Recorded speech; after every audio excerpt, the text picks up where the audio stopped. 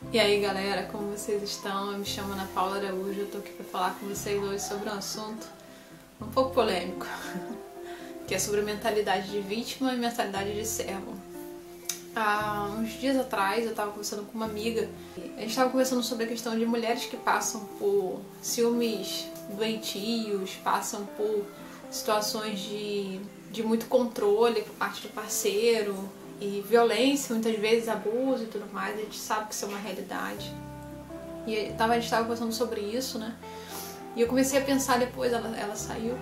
Eu continuei pensando sobre essa questão, né? Sobre esse lugar, sobre tudo que a mídia tem trazido pra gente de realidade, de verdade, né? Em relação à mulher. Que a mulher é incrível, que a mulher é maravilhosa, que a mulher é super poderosa, ela é guerreira, ela é fantástica, ela é única.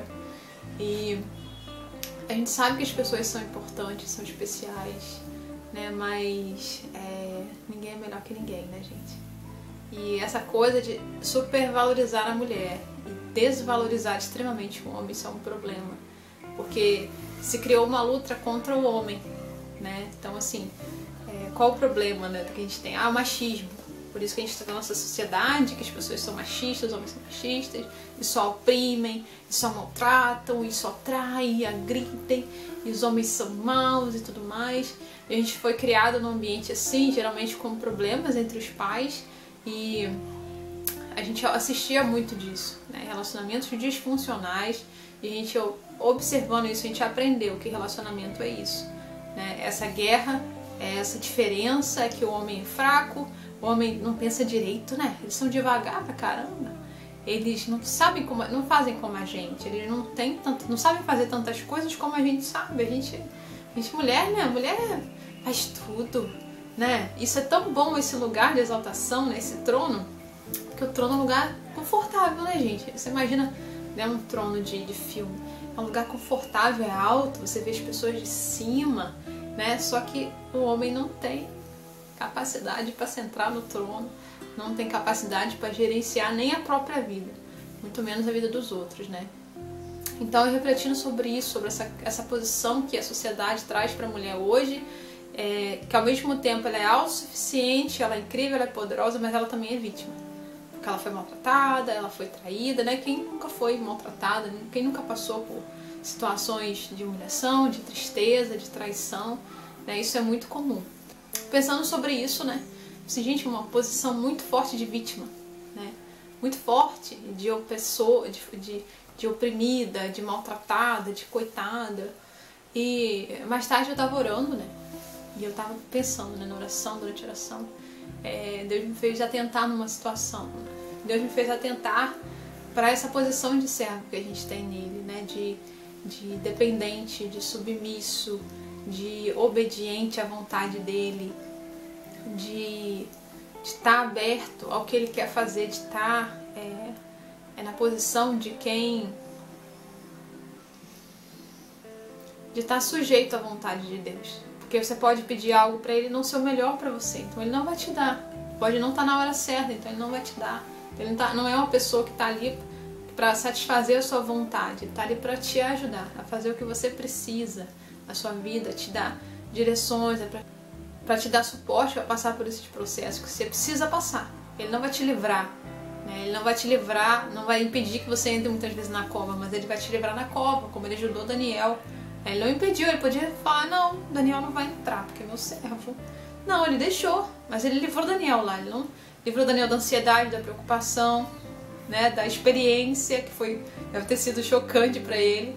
Mas Deus livrou ele lá, isso foi maravilhoso, né? E com certeza isso amadureceu e trouxe muita coisa, trouxe muita transformação no interior da vida de Daniel. É a mesma coisa que ele faz com a nossa vida. E depois eu comecei a pensar na mentalidade de vítima, né? Eu falei, cara, eu preciso falar sobre isso, preciso gravar um vídeo sobre esse assunto, é muito interessante. Vai totalmente oposto ao que a mídia traz sobre realidade, sobre verdade, né? De relacionamentos e de questão do gênero hoje em dia, né? A mentalidade de vítima, ela te leva para a posição de coitado, de injustiçado, de alguém que sofreu e que só sabe lamentar, só sabe reclamar. Esse lugar de vítima, ele traz uma sensação de conforto, né? Quando alguém fala assim, tadinha, coitada, né? Ela traz eu estava pensando sobre isso, Deus ministrou algo no coração, né? Esse lugar de vítima, ele traz sensação de conforto. Parece que você está sendo acolhida, que você está sendo protegida, mas não está, porque é um lugar de doença, não de cura. Não é uma proteção boa e benéfica. Eu acredito que seja um remédio para a questão da rejeição e do abandono, que a maioria das pessoas enfrenta isso, né? Em algum momento da nossa vida a gente foi rejeitado ou foi abandonado, e isso causa feridas muito fortes no nosso interior, né? Eu já passei por as duas questões algumas vezes na vida, e assim, elas são feridas muito fortes, que Deus quer tratar, Deus quer curar essas feridas, mas existem muitos remédios humanos e carnais que trazem uma sensação de você estar sendo curado. Um deles é esse local de vítima. Por isso que as pessoas agarram tanto essa ideia, se apegam tanto a essa ideia, né? E adotam para a vida delas sem saber que estão sendo extremamente prejudicadas. Estava pensando, né? Senhor, me dá uma palavra para poder trazer isso, né? Alguma coisa na Bíblia que traga algum embasamento disso.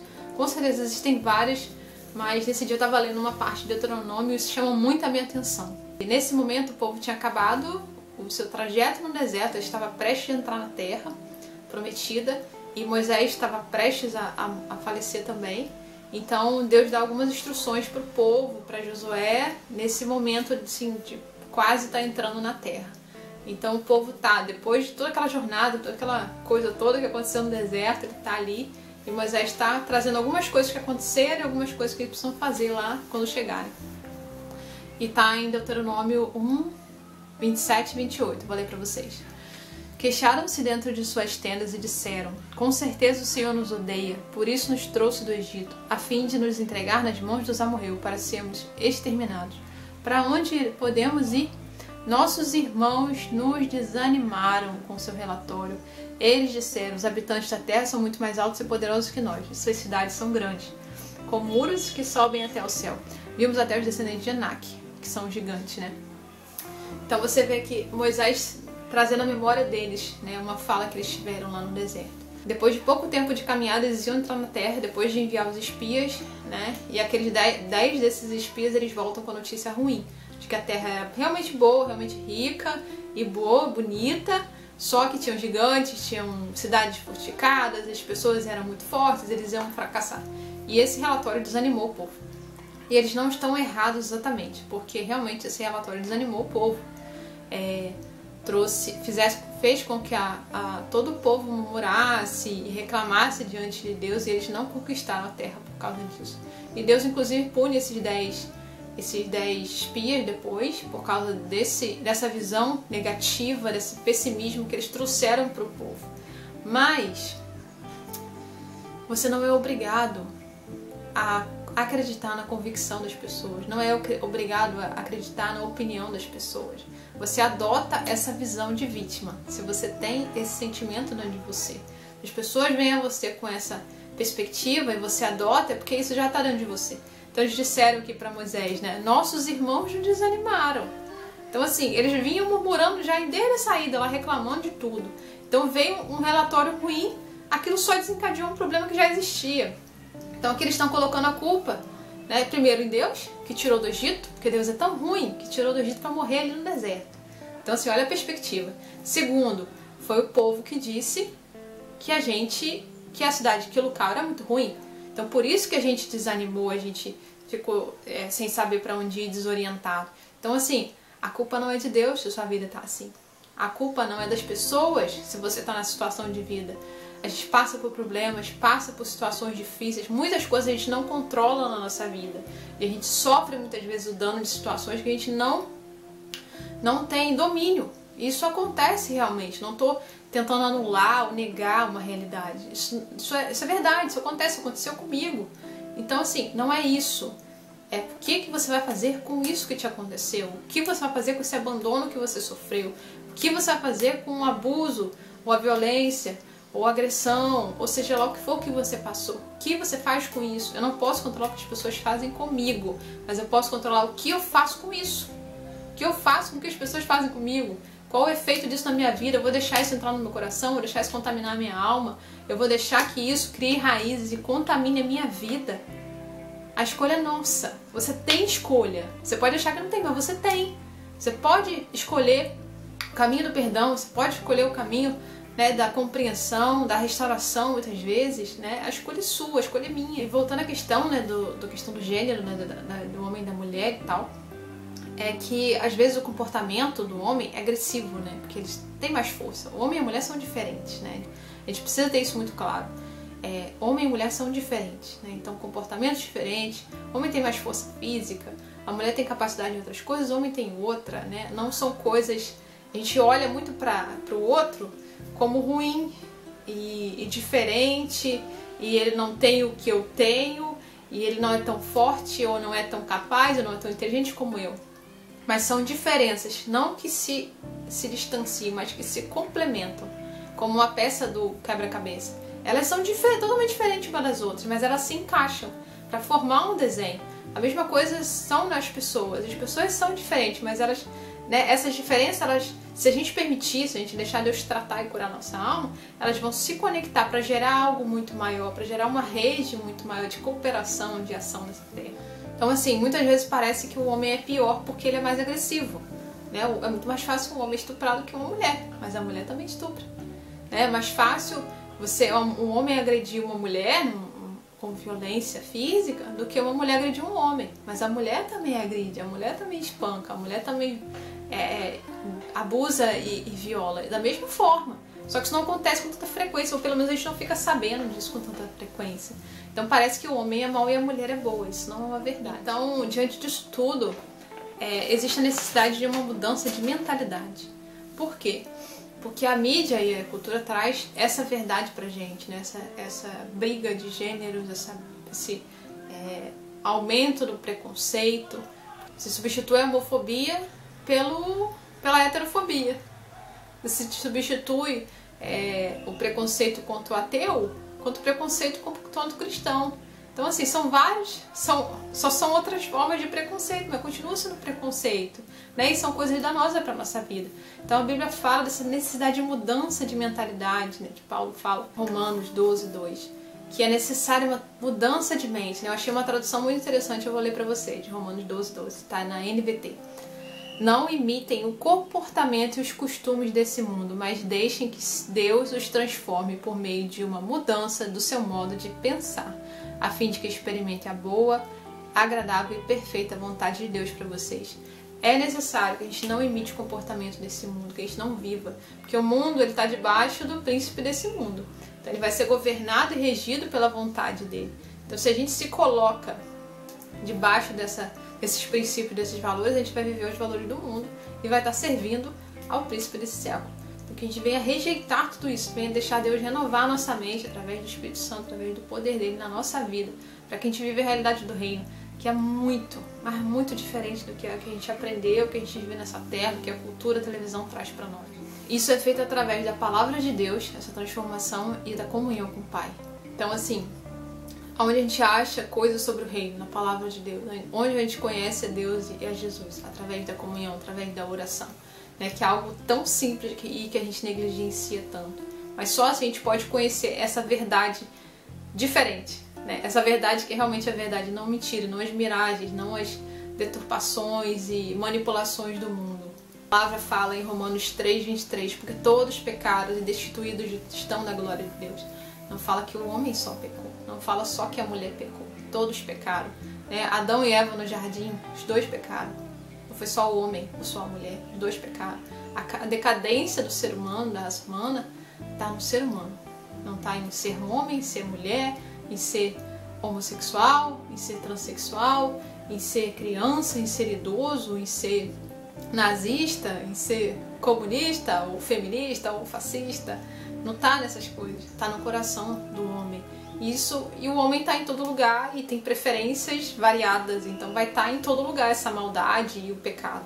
Então é necessário que a gente adote a mentalidade de Cristo, que é o nosso maior exemplo, né? Jesus veio para perdoar os nossos pecados, né? Então a palavra diz, nisso está o amor de Deus. Quando Jesus morreu por nós, quando ainda éramos pecadores, Ele não esperou você se converter para te amar. Ele não esperou você nascer para morrer por você. Quando você se converter e for uma pessoa boa, que der tudo direito. Ele morreu antes de você nascer. Ele morreu quando você ainda era pecador. Morreu até para aquele que rejeita Ele, que vai rejeitar ainda Porque nisso está o amor dele, nisso está o verdadeiro amor. Não esse amor que a gente aprende nessa terra, não esse amor que a cultura traz como amor, que não é real, que não é profundo, que não é verdadeiro, que se baseia em momentos, se baseia em você estar satisfeito ou não, se baseia na pessoa fazer a sua vontade ou não. É o amor verdadeiro que vem de Deus. Isso é muito profundo e muito substancial, porque quando você encontra esse amor, você entende que todo o resto é falso, você entende que todo o resto é nada, porque nunca preencheu e nem vai preencher. Só esse verdadeiro amor que vem do Pai, que é derramado no nosso coração através do Espírito Santo, é que pode transformar nossa vida. Jesus perdoou os soldados na cruz, ele estava sendo crucificado. Ele podia amaldiçoar todo mundo ali, podia descer da cruz, podia matar todo mundo ali, mas ele perdoou quem estava crucificando ele. Então quem somos nós para não perdoar? Quem somos nós para achar que a gente tem que se vingar e que o outro tem que pagar por que ele fez e tudo mais? Não estou dizendo que as pessoas não têm que pagar pelos seus crimes, pelos seus abusos, de forma nenhuma, Cada um tem que pagar pelo aquilo que faz e tudo mais.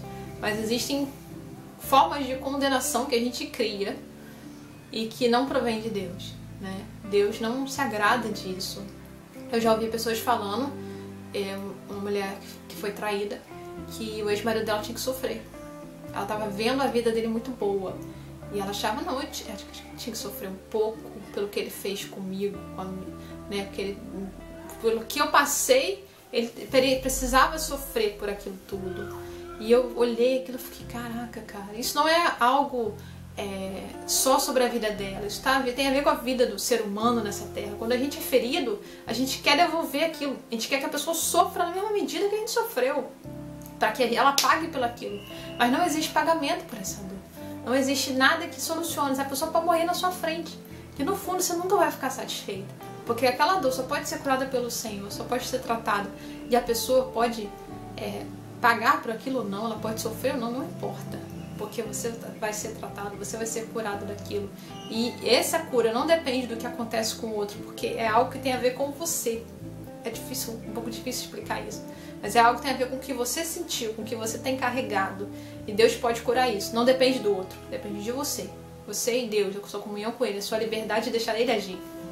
Jesus lavou os pés dos discípulos, daqueles que queriam abandoná-lo. Lavou o pé de Pedro, queria negá-lo 3 vezes. Então, o que a gente está fazendo? Ficando com raiva da pessoa que passou pela gente na rua e não falou. O que a gente está fazendo? Ficando chateado porque a pessoa esqueceu de entregar uma coisa pra gente, ou passou e esbarrou, não viu, ou N situações. A gente fica irado e com raiva, às vezes não fala mais com a pessoa, se distancia por causa de coisas tão pequenas. Eu já tive nesse lugar de vítima durante muito tempo. Passei por muitas coisas na infância e depois, e muitas questões depois de adulta, e esse lugar de vítima é muito ruim. Ele contamina a nossa vida, ele faz com que a gente fique inerte, a gente só suporte as dores e se alimente ainda mais dessas dores e não faça nada para mudar. E Deus não quer que a gente viva dessa forma, Ele não tem prazer nisso. Ele não nos criou para ficar sofrendo nessa terra gratuitamente. Ele falou que a gente teria aflição no mundo, mas tem de bom ânimo, eu venci o mundo. Então assim, que a gente venha perseverar e entender que tem coisas que a gente precisa passar, mas tem coisas que a gente não precisa passar. E esse lugar de vítima é muito ruim, porque você não enxerga mais nada, só a sua dor. Você acha que só você que sofre, não é. As pessoas estão sofrendo também. Só que essa perspectiva cega a gente só consegue olhar para si mesmo, a gente só consegue olhar para o próprio sofrimento. Não consegue ver que as pessoas estão sofrendo, as pessoas precisam de ajuda, porque a gente só consegue olhar para o próprio umbigo. Isso é muito ruim. Eu vivi um relacionamento assim e foi muito ruim. Depois dele acabar, depois do tempo passar, depois de Deus operar na minha vida, de curar essas áreas feridas, eu olho e vejo quanto eu poderia ter feito se eu não tivesse doente, quanto eu poderia ter ajudado se eu não tivesse adotado essa mentalidade de vítima na minha vida, não tivesse escolhido esse lugar de passividade, de sofrimento, de dor, e só me fez perder tempo, só me fez não avançar em muitas coisas, não crescer em muitas áreas da minha vida.